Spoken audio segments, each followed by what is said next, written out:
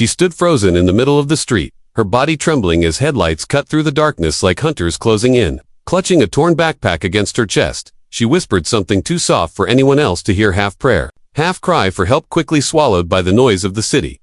Across the road, a man carrying groceries slowed his pace. He didn't know who she was, or where she came from. But the look in her eyes told him enough. Something inside him wouldn't let him walk away. He crossed carefully. And when she noticed him, she flinched, tightening her grip on the bag as if it were the only thing keeping her alive. His voice, calm and low, cut through the chaos. "Are you all right?" She nodded, then shook her head. The truth was written all over her trembling frame. The man's name was Michael, single father in his late 30s, doing his best to raise his little girl, Grace. Life hadn't been easy for him either. Every day, a battle between exhaustion and hope. Maybe it was instinct, maybe it was something deeper. But that night, he couldn't just keep walking. Her name was Sarah. She spoke it so softly, it almost broke apart in the air. Her jacket was too thin for the bitter wind. Her shoes soaked through. Michael thought of Grace, waiting at home. Yet in that moment, he knew he couldn't leave Sarah out there alone. He offered her a meal. At first she hesitated, suspicion written across her face. But hunger won, and soon she was sitting in a small diner, eating like she hadn't seen food in days. Michael didn't push for answers. He simply gave her space. Later, as they walked into the quieter night, he asked the question that weighed on his heart.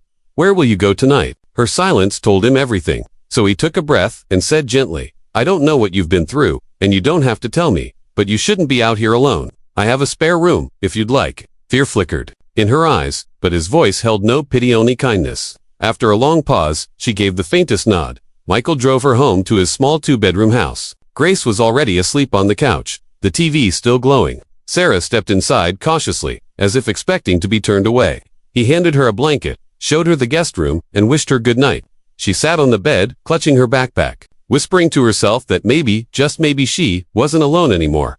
The next morning, Grace bounded into the kitchen, hair messy, eyes bright. She froze when she saw Sarah. Michael explained she was a friend who needed a place to stay. Grace studied her for a moment, then smiled and said, "Hi." One simple word, but it shattered Sarah's walls. She whispered back, "Hi." The days that followed weren't easy.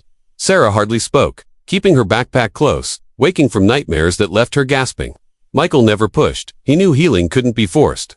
Grace, however, had her own way, pulling Sarah into games, sharing crayons, insisting she'll eat the last cookie. And slowly, Sarah began to smile. One rainy night, the dam finally broke. Sitting at the table, Sarah whispered through tears, "I had nowhere else to go. My stepfather, he hurt me. No one believed me." Her voice shook, her body trembling. Under the weight of her truth, Michael reached out, not with promises, not with questions, but with a hand. After a long pause, Sarah placed hers in his. For the first time in a long time, she felt safe. Weeks turned into months. Encouraged by Michael, Sarah enrolled in community college. Grace started calling her my sister, and though Michael tried to explain, deep down, he didn't correct her anymore. Because in every way that mattered, Sarah was part of their family. One morning, Sarah stood in front of the mirror wearing her college sweater, her old backpack finally resting in the closet. She touched her reflection, whispering, "I'm not that broken girl anymore." When she walked into the kitchen, Michael and Grace were waiting. And for the first time, Sarah didn't feel like a guest. She felt like she was home. She had come to them searching for shelter. What she found was so much more. She found a family. She found her life again. If this story touched your heart, make sure to like, share, and subscribe to HQ Infinitestories for more powerful and inspiring stories.